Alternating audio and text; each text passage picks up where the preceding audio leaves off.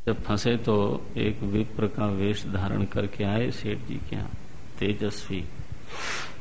तो सेठ जी बड़े श्रद्धालु थे, उन्होंने स्वागत इत्यादि किया, भोजन वगैरह हुआ। इसके बाद बोले आपका बगीचा बड़ा सुंदर है भाई, कमाल है, ऐसा तो बगीचा हमने देखा ही नहीं। लेके सेठ जी उत्साहित हो गए, बोले चलिए चलिए आपको हम दिखाते हैं, ये पौधा मैंने फॉरेन से मंगाया, ये पौधा मैंने आप समझते हो, कर्ता को बहुत प्रसन्नता होती है यदि उसकी कृति की प्रशंसा हो जाए। कर्ता को प्रसन्न करने का और कोई रास्ता ही नहीं है।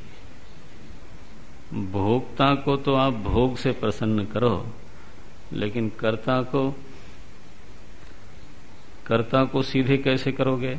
उसकी जो कृति है नारायण, आप उस पर फूल माला चढ़ाओ, वो कर्ता को मिल जाएगी। क्या बढ़िया लिखा है आर्टिकल आपने, बस देखो मस्त हो जाएंगे वो, हम भी मस्त हो जाएंगे। ये सबका सार्वजनीन नियम है ये।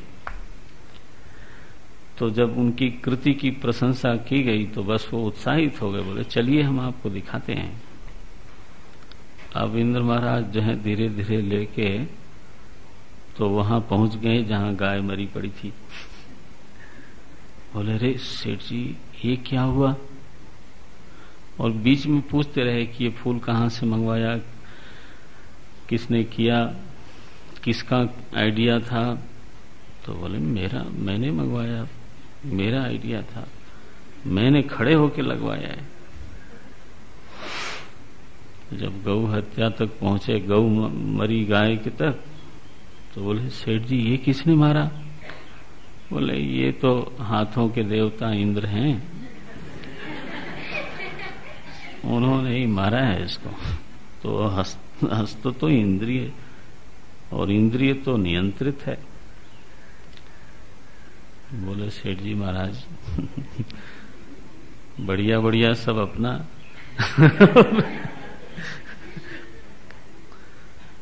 तो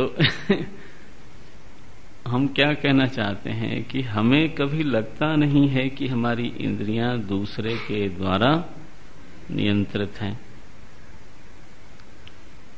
अनुभव में नहीं आता ना, इंद्रिय स्वातंत्र दिखाई देता है। और इसलिए जब कभी वेदांत ऐसी बात करेगा कि नियंत्रितेन, तो कदाचित अनुभव का समर्थन इस पर मिलता नहीं है। अरे भाई मैंने आंख खोली, देख लिया, बात खत्म हुई। किसी चीज को स्पर्श करना चाहता हूं, मैं स्वतंत्र हूं स्पर्श करने में। इसमें इंद्रिय पर मेरे अलावा किसी और का भी नियंत्रण है, यह बात तो हमारे अनुभव में आती नहीं। अनुभव में आती है महाराज, लेकिन उस अनुभव पर हमारा ध्यान नहीं है। अनुभव में नहीं आती यह बात तो कहना थोड़ा ज्यादा हो गया। अनुभव में पूरा आती है, लेकिन हम अब सारे अनुभवों पर किधर ध्यान देते हैं? कहाँ हमने ध्यान दिया कि शब्द का अनुभव इस तरह से होता है? ध्यान नहीं दिया। रूपानुभूति ऐसे होती है, ध्यान नहीं दिया।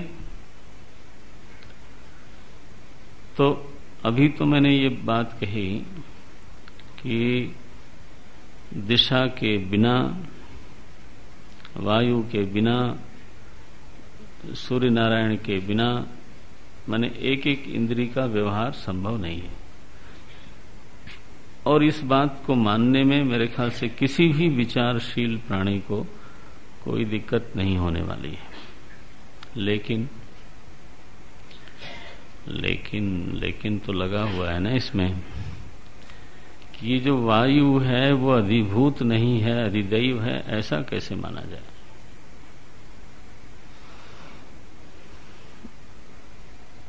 क्या ये बात ठीक है कि वायु देव के बिना स्पर्श नहीं होगा? यह ठीक है कि सूर्य के बिना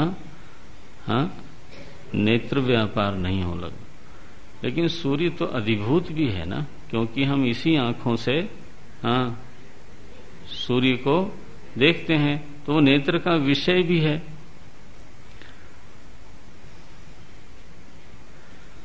तो नेत्र का जो विषय हुआ वो तो क्या हो गया, क्या हो गया, अधिभूत हो गया। तो उसी को आप अधिदैव बोलते हो और उसी को आप हाँ, ये कैसे हो गया? एक ही वस्तु अधिदैव है, वही वस्तु अधिभूत है, ऐसा कैसे कहते हो? ये मामला फंसता है, अच्छा खासा फंसता है। ये तो सनातन धर्म की पूरी व्यवस्था को समझे बिना स्वीकार नहीं कर पाते लोग। अब हमारे यहाँ यह निर्णय है कि जो सूर्य देव आप देख रहे हैं असल में उस सूर्य देव का शरीर है और सूर्य देव शरीरी होकर के वहीं विद्यमान है। बोले ये तो कमाल हो गया, ये क्या बात हो गई? बोले ये बात है महापुरुष, आप जब किसी मनुष्य को देखते हो तो किसको देखते हो? शरीर को। मनुष्य को तो जो मनुष्य बना है उसको तो आप देखते ही नहीं, देख सकते नहीं, कभी नहीं देख सकते। अगर हम चाहें बस शीर्षासन गरुड़ासन जो करना हो कर लो, देख नहीं सकते आप। आपको अधिभूत ही दिखाई देगा। मैं आपको दिखाई दे रहा हूं तो मेरा अधिभूत शरीर दिखता है, लेकिन आपको विश्वास है कि मेरे ख्याल से तो विश्वास होगा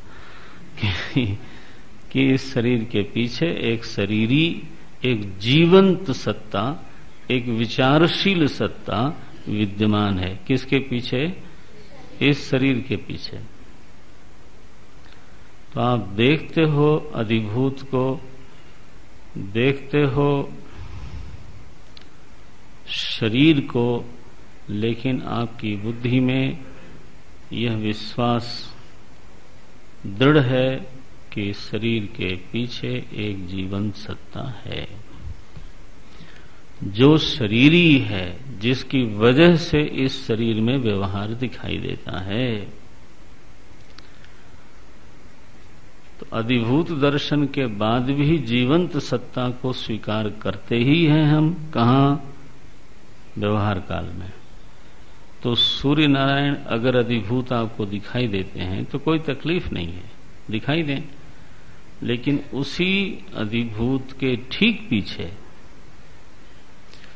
वह सूर्य नारायण क्या है? बोले वह तो सूर्य देव का शरीर है।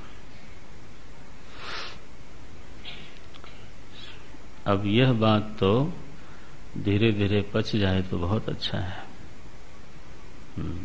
प्रत्येक अधिभूत के पीछे अधिदैव बैठा है, शरीरी होकर के बैठा है। पिंड बिना पिंडाभिमानी के हो नहीं सकता। आप इस सत्ता को जरा समझने का प्रयास करें। यह एक पिंड है, यह शरीर एक पिंड है। पिंडाभिमानी के बिना हो सकता है? नहीं हो सकता। पिंडाभिमानी मरा या छोड़ा इस शरीर को और पिंड बिखर गया।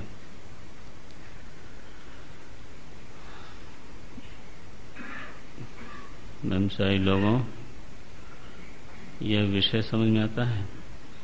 कहीं मैं आपको उलझा तो नहीं रहा हूं? पिंड जो है बिना पिंडाभिमानी के हो नहीं सकता।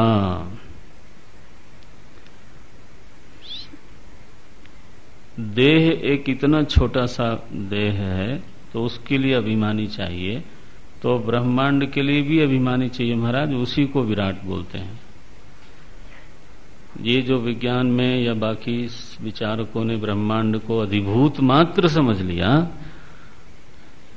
और ये माना कि ब्रह्मांडाभिमानी की जरूरत नहीं है, हाँ, तो ऐसे तो फिर मैं आपके पिंड के लिए भी बोलूंगा कि आपके पिंड के लिए भी पिंडाभिमानी की जरूरत नहीं है। लेकिन ये तो सच नहीं है ना। जैसे पिंड के लिए पिंडाभिमानी चाहिए, वैसे ही ब्रह्मांड के लिए ब्रह्मांडाभिमानी चाहिए। वैसे ही महाराज ये जो गंगा जी हैं, ये जो सूर्य नारायण हैं, ये जो हमारे देवी देवता की बात हम कहते हैं, पृथ्वी है, ये सबके अभिमानी देव हैं। ये हमारे वेदों की एक अवधारणा है, उद्घोष है, निर्णय है, और वो सच ही होगा, शास्त्र तो प्रमाण है। लेकिन हमको उसको समझने का प्रयास करना चाहिए। जब पृथ्वी देवता कहा गया तो हम और आप पृथ्वी देवता से तो मिले नहीं। हम जब भी देखते हैं तो किसको देखते हैं? भूत को। हमने कहा देखो ये हिंदुओं ने सब गड़बड़ कर रखा है, जो जड़ चीज है उसको भी देवता, वायु को भी देवता, हवा बह रही है इसमें काहे का देवता? ठीक है भाई, लेकिन यह बात समझने की है कि जो इंद्रिय से ग्रहण हो जाएगा वो तो अधिभूत ही होगा, लेकिन जिसका आप ग्रहण करते हो, अगर शास्त्र कहता है कि उसका एक अभिमानी देवता भी है वहां पर, तो आप इसको वैसे ही समझ लो जैसे दूसरे का शरीर अधिभूत रूप से ग्रहण करने पर भी उसी अधिभूत शरीर में हम जीवंत सत्ता का अनुमान करते हैं। ठीक है, और हम जानते हैं कि उस अधिभूत के पीछे एक जीवंत सत्ता, अभिमानी सत्ता विद्यमान है।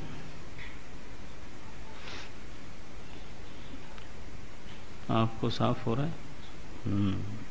ग्रहण कर लेना इसको, बार बार तो शायद ये प्रसंग ना आवे। आप देख लो, फिर सृष्टि चिन्मयी हो जाएगी। ये जो जड़वादी लोग हैं तो एकदम बदल जाएगी दृष्टि। ये जो आपको गंगा जी बहती हुई दिखती हैं, तो आप चाहे तो अधिभूत बोलो उनको लेकिन नारायण, उस अधिभूत के पीछे तो मां गंगा विद्यमान है नारायण, अधिदैव रूप से। ठीक है ना? और आप जानते हो कि अभिमानी जो है वो अपने पूरे देह में व्याप्त होता है। आप मुझे कहां छुओगे जहां मैं नहीं होऊंगा? हो सकता है? माने नखशिख मैं व्याप्त हूं कि नहीं हूं? तो गंगा जी कहां है और कहां नहीं है? बोले इतनी लंबी थोड़ो होंगी। अरे वो इसलिए आपको लगता है क्योंकि आपने ये मान रखा है कि गंगा जी मुकुट धारिणी एक स्त्री हैं, है ना, और वो मकर पर सवार होकर के चलती हैं। तो मकर तो एक ही जगह रह गया ना, कहीं न कहीं। तो पता नहीं, मैं हरिद्वार में नहाया हूं और वो कहीं गई हूं गंगा सागर, तो ये जो यह तो उनका एक उपास्य रूप है। ठीक है, और शास्त्र ने उनका रूप बनाया तो वो कल्पना मत समझना, वो उपास्य रूप है। लेकिन सिद्धांत तो ये है ना कि देही देह में व्याप्त होता है। अगर पृथ्वी माता का देह है तो हाँ, फिर पृथ्वी माता पूरी पृथ्वी में व्याप्त होनी चाहिए।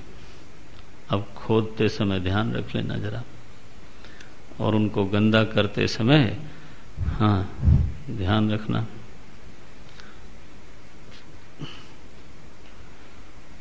ये तो चिन्मात्र विस्तारितम, भगवान शंकराचार्य क्या बोलते हैं? इस सृष्टि क्या है? हाँ, कैसे बोलोगे? मनीषा पंचकम में। यस, ब्रह्मैवाहमिदं जगच्च सकलम चिन्मात्र विस्तारितम, जगच्च सकलम चिन्मात्र विस्तारितम। ये वाक्य कोई ऐसे वैसे थोड़ो हैं, they have got tremendous depth. Tulsi Baba ने इसको बोला, तुलसीदास यह चिद विलास जग। आप देखना शंकराचार्य और तुलसीदास जी को, तुलसीदास यह चिद विलास जग, बूझत बूझत बूझे। ये जड़वादी लोगों का और चेतनवादी लोगों का इतना कंट्रास्ट है। वो तो आपको भी जड़ ही समझते हैं, अध्यात्म भी नहीं समझते। बोले जीवन ही पैदा हुआ because of the certain combination. वो कहते हैं आप भी जड़ हो, और आप कहते हो कि अरे हम आपकी बात छोड़ो, ये पृथ्वी भी चेतन है। चलो जी, कितना बड़ा कंट्रास्ट है। कहीं भी मिलना होई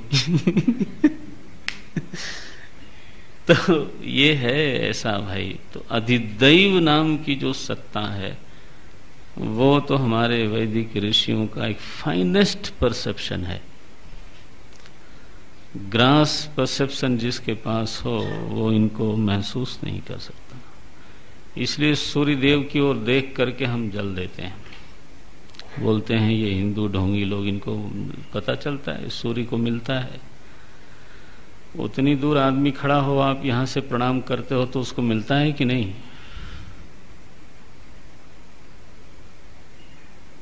बोले यहां से वहां तक प्रणाम कैसे गया? अब तुम्हारी बुद्धि में नहीं आता है तो नहीं गया। और क्या बोला जाए और क्या बोला जाए।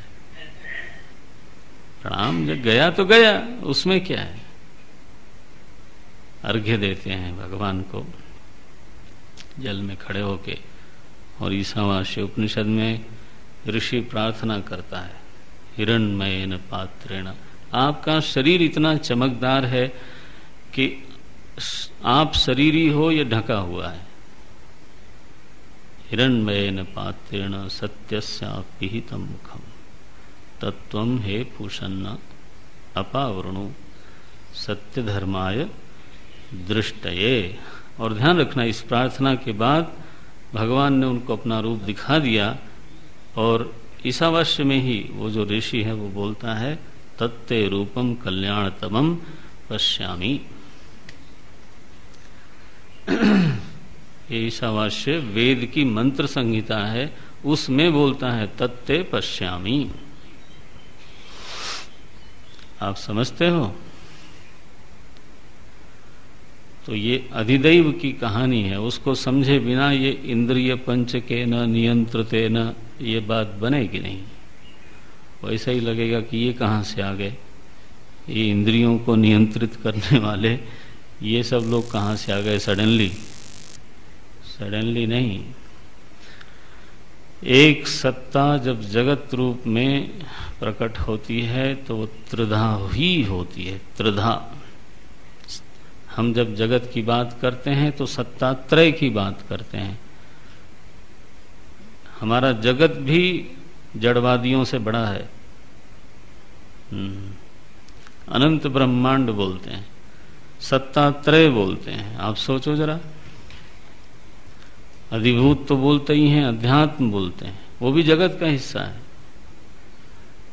और अधिदैव बोलते हैं, जो तो कितने लोगों ने बोला होगा, शायद दुनिया में किसी ने नहीं बोला होगा। तो देखो, अब जरा पढ़ो, इसकी लहर देखो कैसी निकलती है। क्या बोलते हैं? दिग वात अर्क वरुण अश्विनी भी क्रमान नियंत्रितेन श्रोत्रादिन्द्रिय पंचकेन क्रमात् शब्द स्पर्श रूप रसगंधान अनुभवतः। कौ वैश्वानर, हाँ, विश्व वैश्वानरौ एतौ। तो तदानीं जागरित अवस्थायाम एतौ विश्व वैश्वानरौ स्थूल विषयान अनुभवतः। ये एक वाक्य पूरा हो गया। अब कर्मेंद्री का व्यवहार किन देवताओं की कृपा से संपन्न होता है, समय तो नहीं है, तो अब हम अगली कक्षा में देखेंगे। देख लो, पढ़ते हैं इसको। अग्नि, इंद्र, उपेंद्र। उपेंद्र माने विष्णु। वामन भगवान बने थे ना, तो वामन भगवान जब बने तो वो इंद्र के छोटे भाई हो गए। इंद्र तो बड़े थे, अदिति के पुत्र के रूप में आए, छोटे भाई बन के आए, तो इंद्र बड़े भाई थे, तो इनको कहा गया उपेंद्र। भगवान विष्णु का ये नाम है। अग्नि, इंद्र, उपेंद्र। यम, प्रजापति भी, ये 5 देवता हैं अधिदैव। इनके द्वारा क्रमात् नियंत्रितेन, क्या क्या क्रम से नियंत्रित हुआ? वाक्, पाणी, पाद, आयुपस्थ। और क्रम याद रखना, क्योंकि एक एक देवता का एक एक से संबंध हो गया। क्रमात् नियंत्रितेन, क्रमात् वचन, आदान, गमन, विसर्ग, आनंदान अनुभवतः। देखो, अधिदैव, अध्यात्म और अधिभूत, यहाँ भी तीनों हैं। अगली कक्षा में इस पर चर्चा करेंगे। ओम।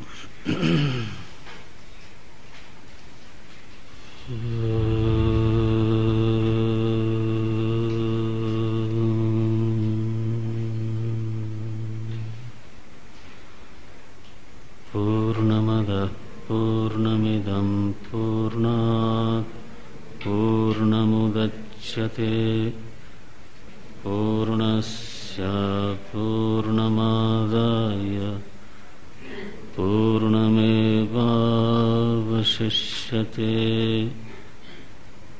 ॐ शान्ति शान्ति शान्तिः। हरिः ओम्। श्रीगुरुभ्यो नमः। हरिः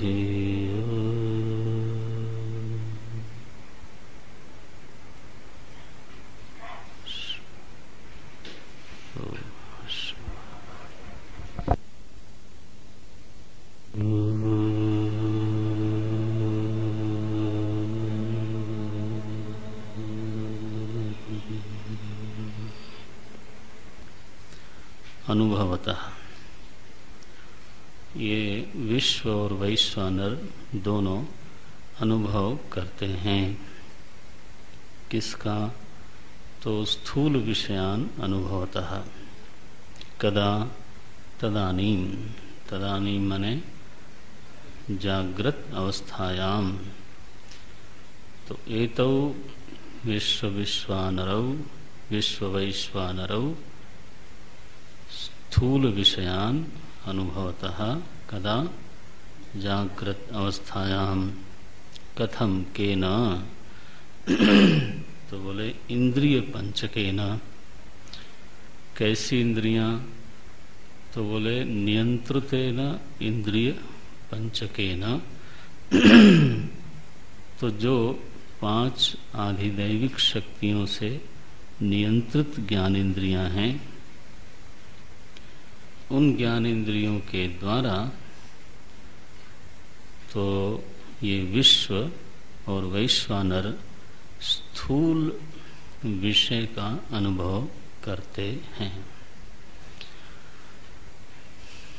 अब नियंत्रण एक तो स्पष्ट दिखता है कि प्रत्येक इंद्रिय हमारी इच्छा से संचालित होती है, यह बात तो ठीक है। लेकिन यह बात भी ठीक है कि हर इंद्रिय की एक सीमा है, नियंत्रण माने क्या होता है? सीमाकरणम, this far and no further, इसको तो नियंत्रण बोलते हैं। स्वातंत्र के साथ मर्यादा में किसी चीज को रखना, ये तो नियंत्रण है। किसी का व्यवहार पूर्णतः अवरुद्ध कर देना, इसको तो नियंत्रण नहीं कहते हैं। नियंत्रण माने क्या? आप मर्यादा में रह के व्यवहार करोगे और यदि मर्यादा के बाहर जाते हो तो आपको जाने नहीं दिया जाएगा। अब कैसे रोका जाएगा, ये नियंत्रण करने वाले की मर्जी है। लेकिन नियंत्रण की सिद्धि क्या है? जब बोलते हैं नियंत्रण रेखा, तो इसका मतलब है कि बस इसके आगे आप नहीं जा सकते। तो इंद्रिय में एक चीज तो ये दिखाई देती है कि नेत्र की देखने की एक सीमा है, वो वहां तक देख सकती है, वहां तक देख सकती है। यानी you can just find out and define it कि इससे आगे वो देख नहीं पाती। ठीक है। इंद्रिय का जो व्यवहार है वो भले हमारी इच्छा से हो, लेकिन नियमानुसार ही होता है, अनियमित नहीं हो सकता। अगर हम नेत्रेंद्रिय से सूर्य नारायण को देख लेते हैं, इसका मतलब है कि अगर बीच में व्यवधान न हो तो आप सूर्य नारायण को देख सकते हो। बहुत दूर हैं लेकिन आप उनको देख सकते हो। दूर हैं, बहुत बड़े हैं, लेकिन जब आप उनको देखते हो तो यह भी एक नियम है कि दूरस्थ वस्तु एक तो बहुत बड़ी होनी चाहिए, और बहुत बड़ी होवे तो होवे लेकिन आपको छोटी दिखेगी। अब ये कोई हमारी इच्छा से तो होता नहीं। हम बोलें कि सूर्य छोटा क्यों दिखता है, तो आप क्या बोलोगे कि मेरी मर्जी है? बोलो दिस इज लॉ। लॉ माने क्या? कि इंद्रिय नियम के अंतर्गत आ गई। इसी तरह से कान से जब हम शब्द सुनते हैं तो उसका भी एक नियम है।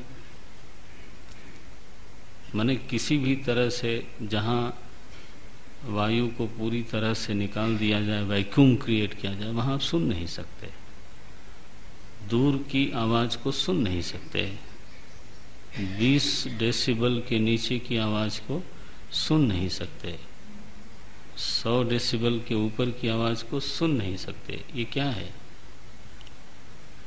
आखिर मेरी मर्जी है कि मैं 20 के नीचे नहीं सुनता हूं, ये तो है नहीं। ये तो हमारे ऊपर फोर्स्ड है। तो नियंत्रण का अभिप्राय क्या है? कि इंद्रिय व्यवहार असीमित नहीं है। इंद्रिय व्यवहार की सीमा रेखाएं हैं, और वो रेखाएं ऐसी हैं कि उसका उल्लंघन आज तक कोई कर नहीं पाया। वो कोई एलओसी नहीं है। हाँ, समझते हो? वो कोई एलओसी नहीं है। वो तो है सो है। फिर उसका लंघन उल्लंघन तो होता दिखाई नहीं देता। अब रसना इंद्री का व्यवहार देखो आप, तो जब तक उसका स्पर्श न हो जाए, जब तक रसना इंद्रिय पर स्वाद रख न दिया जाए, ये दो इंद्रियां तो थोड़ा फिर भी खुली खुली दिखती हैं। और दो इंद्रियां बिल्कुल बंधी, उनकी सीमाएं बहुत छोटी कर दी गई हैं। तीसरी इंद्री की भी सीमा थोड़ी खुली खुली है, वो है गंध। लेकिन आप जानते हो कि बंबई की गंध यहां तो नहीं सूंघ सकते आप। माने कई लोगों को प्रिय होती है। चेंबूर की गंध सुनना उनको पसंद आता है। बम्बई में कहते हैं कि जो बिल्कुल रोज ट्रेवल करने वाले हैं वो अपने स्टेशन पे उनकी नींद खुल जाती है। वहाँ की जो दुर्गंध है उससे वो इतने अधिक परिचित होते हैं कि एकदम नींद खुल जाती है। ये मेरा स्टेशन आ गया। तो देखो, लेकिन अब यहाँ तो आप नहीं सुन सकते, तो सीमा है। घ्राणेन्द्रिय की भी अपनी एक सीमा है और एक नियम से ही उसकी गंध हमारे नासिका रंध्र में आती है। सीमा करणम तो विद्यते एव। अच्छा, स्पर्श इंद्रिय को देखो आप, जब तक त्वगिंद्रिय से स्पर्श न हो जाए नहीं हो सकता। स्वाद इंद्रिय जब तक रसना पर रख न दिया जाए भोजन नहीं हो सकता। तो इंद्रिय व्यवहार का जब हम निरीक्षण करते हैं तो स्पष्ट दिखाई देता है कि इंद्रिय व्यवहार अनियंत्रित तो नहीं है। तो अगर अनुभूति ये है कि इनका नियंत्रण हो रहा है और यह भी अनुभूति है कि इनका नियंत्रण कम से कम मैं तो नहीं कर रहा हूं, तो फिर कृपा करके ये मान लीजिए कि इनके कोई नियंत्रक भी होने चाहिए। देखो, ये अनुमान है। शासन प्रत्यक्ष है तो शासक का अनुमान होता है। नियंत्रण प्रत्यक्ष है तो नियंत्रक का अनुमान होता है। तो दो प्रमाण हो गए, एक तो शास्त्र प्रमाण है और दूसरे अनुमान प्रमाण हुआ ना। उपपत्ति भी आ गई, तर्क भी आया। अब किस इंद्रिय का नियंत्रक देव कौन है, इस विषय में तो शास्त्र ही प्रमाण है। बहुत थोड़ी सी उपपत्ति शायद हो जाए तो हो जाए। जैसे ज्ञान इंद्रियों में तो मैंने निवेदन किया, तो वहां तो थोड़ी संगति लग जाती है, क्योंकि श्रोत्र के लिए दिशा की आवश्यकता पड़ती है, चक्षु के लिए प्रकाश की आवश्यकता पड़ती, तो वहां तो थोड़ी संगति है। अच्छा, एक और चीज है इंद्रिय की सीमा में, वो भी समझ लें कि इंद्रिय 5 हैं और नियमित रूप से वो पांचों अपने अपने विषय में व्यवहार करती हैं। तो यह भी एक नियम है कि 5 इंद्रिय हैं, लेकिन वह कभी भी दूसरे के क्षेत्र में प्रवेश नहीं करती। बोले आज मैंने कान से देख लिया, तो बोले ऐसा तो कभी हुआ नहीं। किसी को हुआ हो तो मालूम नहीं, मेरे को अभी तक हुआ नहीं।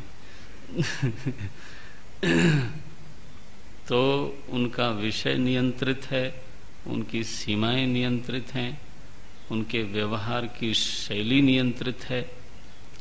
जैसे अभी हमने रूप ज्ञान की प्रक्रिया सुबह बोली अथवा शब्द ज्ञान की प्रक्रिया सुबह बोली, तो वो शैली है। उस प्रक्रिया में कभी व्यभिचार नहीं होता। जब भी रूप ज्ञान होगा तो उसी प्रक्रिया से होगा।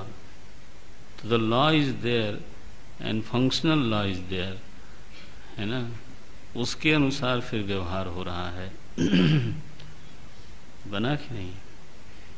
तो शासन तो प्रत्यक्ष है, नियंत्रण तो प्रत्यक्ष दिखाई देता है। अब ध्यान न दे तो बात छोड़िए, अन्यथा नियंत्रण तो बिल्कुल है ही है तो फिर नियंत्रक भी चाहिए। इसी तरह से अब कर्म इंद्रियों पर आते हैं। कर्म इंद्रियों का देखो क्या बोलते हैं आचार्य। तो अग्नि, इंद्र, उपेंद्र, यम, प्रजापति भी, ये तो 5 देवता हैं। अग्नि, इंद्र, उपेंद्र, यम, प्रजापतिभिः क्रमान नियंत्रतेन।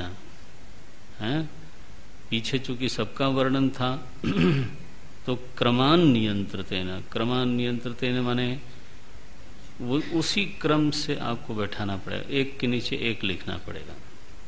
तो अग्नि के द्वारा जो नियंत्रित है वो है वागेंद्री,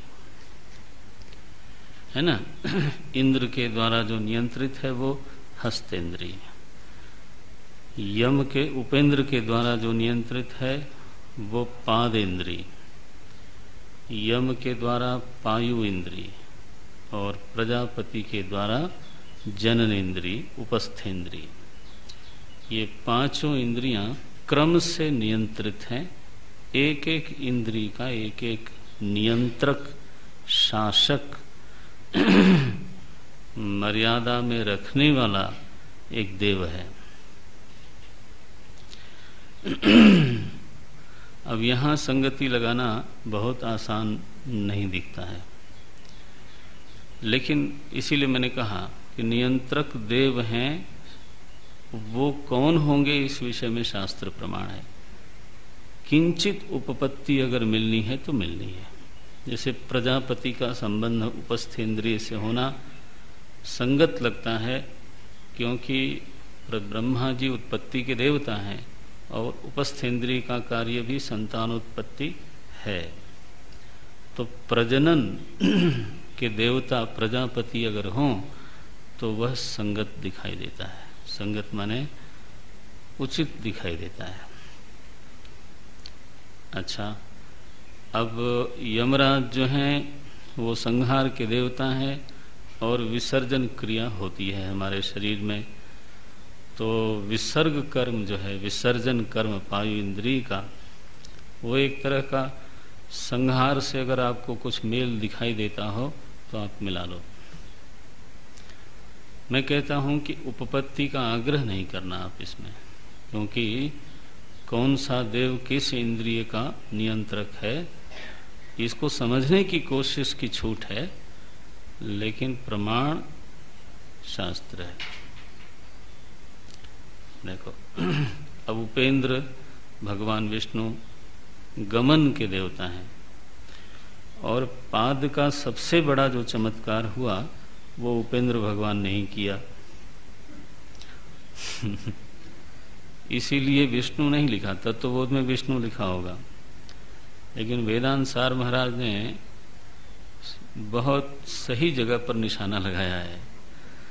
तो बोले, गए थे 3 पग धरती मांगने महाराज, तो पाद के और कौन देवता हो सकते हैं बताओ। जिन्होंने बलि के त्रिभुवन साम्राज्य को 2-2.5 पग में नाप लिया। अब कोई कितना भी चलने वाला हो, उनके तो वो बाप ही ठहरेंगे। चलने वालों के महाराजा, कोई कितना भी लंबा डग भरता हो, लेकिन वामन भगवान के डग के भीतर ही उसके डग होंगे। तो ये नियम, ये आप चाहें तो नियम बना सकते हैं, संगति थोड़ी लगा सकते हैं। ठीक है, गमन उपेंद्र और कर्म के देवता एग्जीक्यूटिव, चीफ एग्जीक्यूटिव, पाकिस्तान का नहीं, यूनिवर्स का, तो इंद्र भगवान है। क्रियान्वयन करते हैं, व्यवस्था करते हैं, प्रबंधन करते हैं, तो वो तो हाथ का काम है ना। बोले ये हमारे हाथ की चीज है। अच्छा, अब हाथ की चीज है माने क्या हर चीज हाथ में रखते हो आप? माने मैं ये कर सकता हूं, यह व्यवस्था मैं कर सकता हूं। बोले ये हमारे हाथ के बाहर चला गया लड़का। अच्छा, तो क्या आप उसको हमेशा उसकी चोटी पकड़ के रखते थे? आजकल लड़के इसीलिए चोटी नहीं रखते, ये बड़ी समस्या है। और तो और हमारे ब्रह्मचारी लोग भी कुछ लोग नहीं रखते।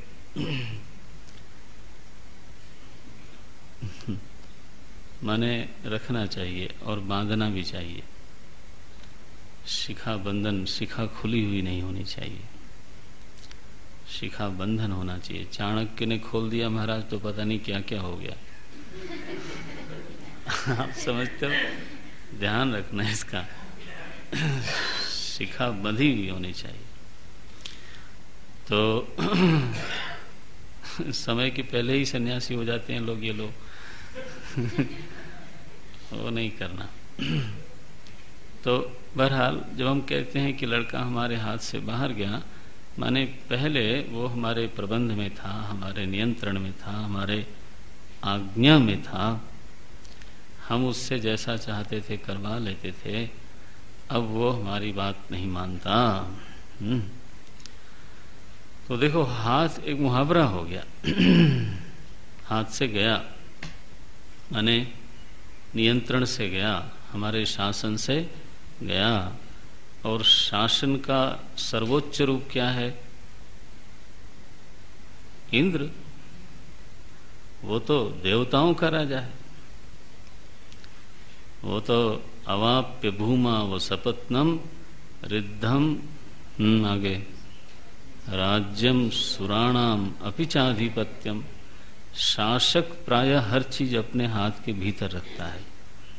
आप इसकी व्यापकता को समझना। हाथ के देवता इंद्र है, माने उठाना बैठाना इसी का देवता इंद्र नहीं है, इतना मात्र मत समझ लेना।